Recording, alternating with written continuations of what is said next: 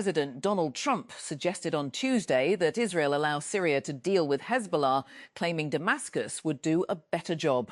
The proposal, which Trump has now raised twice this month, touches on some of Lebanon's deepest anxieties. Syria's long history of interference in its affairs and the jihadist past of the country's new rulers, it is unclear exactly what Trump is suggesting: deploying Syrian troops to southern Lebanon or having Syrian forces forcibly cut off weapons supply routes. Either option would stoke fear inside Lebanon. The head of Africa's Centres for Disease Control and Prevention warned on Tuesday that the Ebola outbreak in the Democratic Republic of Congo, DRC, could be the worst ever, saying that currently tens of thousands of contacts of those ill with the disease had not been traced. If we don't stop the outbreak very soon, it will be worse than what we had in West Africa and eastern DRC. Africa CDC Director General Jean Kaseya told a virtual meeting of African heads of state in Burundi. The United States and Iran are set to sign an initial agreement in Geneva on Friday to end the US-Israel war on Iran, begin a 60-day negotiation process and resume traffic through the Strait of Hormuz. Pakistan, which has taken the lead in mediating peace talks, will host the signing in Switzerland. Antonia Tovar last spoke to her partner of almost 4 decades at 5:30 in the afternoon in late March. Over the video app Zoom, Jose Guadalupe Ramos told her he'd call back a few hours later. Instead, at 9:30 p.m, he was pronounced dead. The headline strapped across the front page of the Israeli news site Haaretz on Tuesday summed up the feelings of many. The Iran fiasco is Netanyahu's biggest failure since October 7. After 3.5 months of a stuttering war with Iran, Israel's foremost ally, the United States, has brokered an interim agreement without, it appears, any input from Israel. Almost all children across the globe are exposed to at least one climate hazard, and the situation is expected to worsen unless greenhouse gas emissions are urgently reduced, says a report by UNICEF. The report, published on Tuesday, warns that climate hazards pose a threat to children on multiple fronts, with nearly half of the world's children exposed to at least 3 such hazards, putting their health, education and survival at risk. It is 50 years since the Soweto rebellion in South Africa, when black students rose up in their numbers to protest the oppressive policies of the apartheid government. Clad in nothing but their uniforms, the students braved bullets, police dogs and detention. What began as student strikes in one school soon spread through the city of Johannesburg and evolved into mass riots that turned violent. Several lives were lost, but the protests were largely a success as the policies they campaigned against were ultimately rolled back. Getting cited by AI is easier than earning consumers' trust, according to a new report from WordPress VIP, the Automatic-owned company that offers an enterprise version of the WordPress publishing platform. As brands race to have their links appear in AI search results, consumers have grown more skeptical about whether they can actually trust the answers they're getting. Per the report, 60% of consumers in the US say that brands that use AI in their messaging are a turn-off, and 86% don't fully trust AI and still want to explore original sources. Notably, 42% of consumers said that AI-generated answers without clear attribution are trusted less than airline fees, confusing privacy policies and medical bills. At a spatial AI convention in Long Beach on Tuesday, Snap finally unveiled Specs, its long-awaited consumer smart glasses, and at $2,195, they don't come cheap. Specs will be available for pre-order on June 16th with a $200 refundable deposit and are expected to ship this fall in the US, the UK and France. The price is well as above most Meta Ray-Bans, which can run as low as $350, though still far below the Apple Vision Pro's $500 starting price. Either way, it's steep enough to put Specs out of reach for most everyday consumers. Mobileye has pitched itself as an autonomous vehicle technology supplier. Now, it wants the operator label too. The Intel subsidiary and publicly traded company said Tuesday it plans to launch a robo-taxi service in a US city in 2027, marking an expansion beyond its supplier strategy. Mobileye didn't name the US city. However, the Israeli-based company said it will have an initial fleet of 100 autonomous vehicles, which will be phased in throughout 2027. Threads has reached 500 million monthly active users nearly 3 years after launching as Meta's rival to Twitter, now known as X. The company announced the milestone on Tuesday alongside several new features, including a tool called Your Algo that gives users more control over what appears in their feed. Russian nationals applying for Pakistani visas will now be required to complete sponsor biometric verification through the PakID application, according to an announcement by the Embassy of Pakistan in Russia. The embassy said visa applications submitted without the sponsor's biometric verification will not be processed and urged applicants to comply with the updated requirement. Pakistan Railways has outsourced the commercial operations of 5 passenger trains to private sector partners in agreements worth $10.75 billion, a move aimed at increasing revenue and improving passenger services.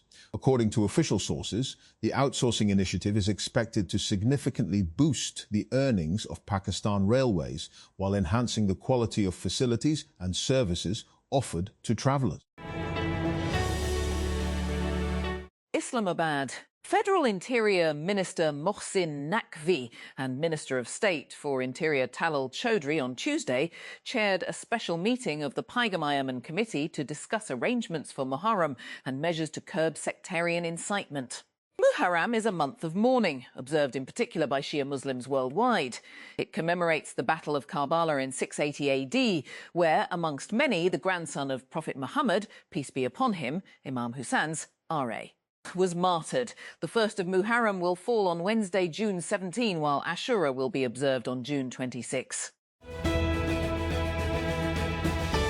African payments infrastructure company Flutterwave announced Tuesday a Series E round that values the company at $3.2 billion.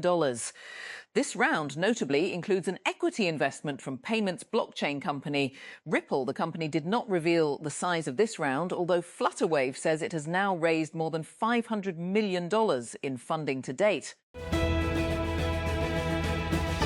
SpaceX has captured the attention of media, investors and the public for years now.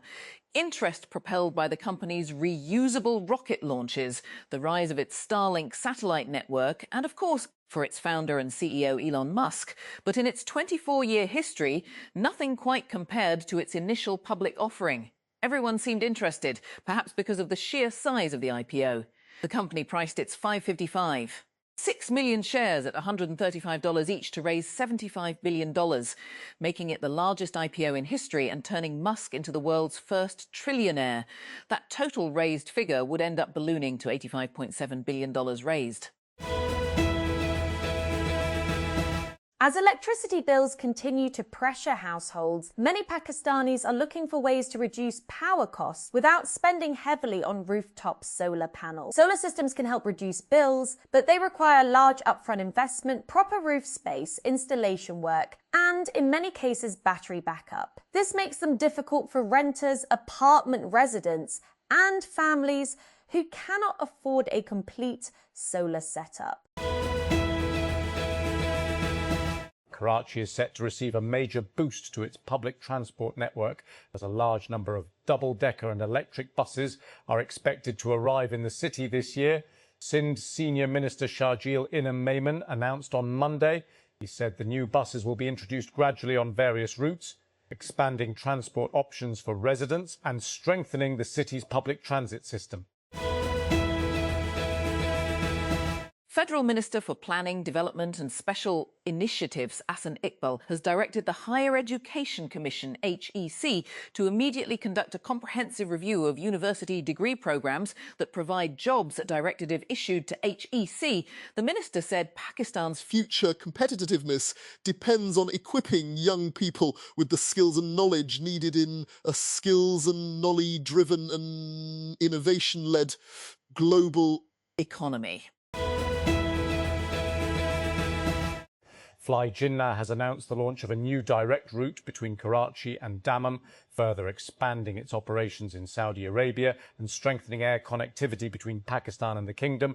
According to the airline, the new service will commence on July 2nd, 2026, and will operate 3 times a week on Tuesdays, Thursdays and Saturdays. Islamabad. PT's parliamentary leader in the Senate, Barrister Syed Ali Zafar, rejected the budget for 2026-27 as a document that achieves neither public welfare nor long-term growth, calling it a budget of broken promises built on 11 deadly sins. Speaking during the Senate debate on Tuesday, Zafar said every budget must have 2 objectives: trickle-down benefits for the poor and a credible strategy for economic growth and job creation.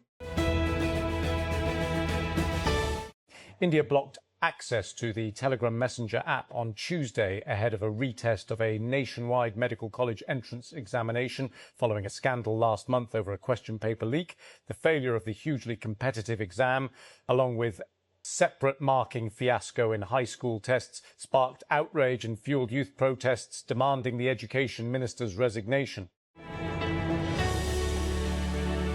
France's oldest female detainee has gone on trial for murder at a court in Versailles. In a cold case centring on a dismembered body found 31 years ago, Marie-Thérèse Garcia, 79, is charged with the kidnap and murder of her former sister-in-law, Corinne Didio. A Russian artist best known for his unflattering caricatures of President Vladimir in Poland. Prosecutors said Tuesday, adding that 2 Belarusian men were arrested in connection with the killing. Semyon Skrepetsky, 44, was killed in a suspected execution on Monday morning in a parking lot near his home in Biała Podlaska, a town that sits near Poland's border with Belarus, the Polish prosecutor's district office in Lublin said in a statement. Britain's Prince George is set to attend elite UK school, Eton College, following in the footsteps of his father, William, the Prince of Wales, and a long list of the country's former prime ministers. Prince George will attend Eton College from September, Kensington Palace confirmed in a statement to CNN on Tuesday. Pakistan's government is set to abolish sales tax on sanitary products in a sweeping new measure that reproductive justice advocates say could destigmatize ubiquitous social taboos around sexual health. Planned withdrawal of the 18% sales tax on sanitary items and contraceptives, announced as part of the country's fiscal budget last week, comes after a campaign for improved access to commercial period products in a nation where only a tiny proportion of women currently use them.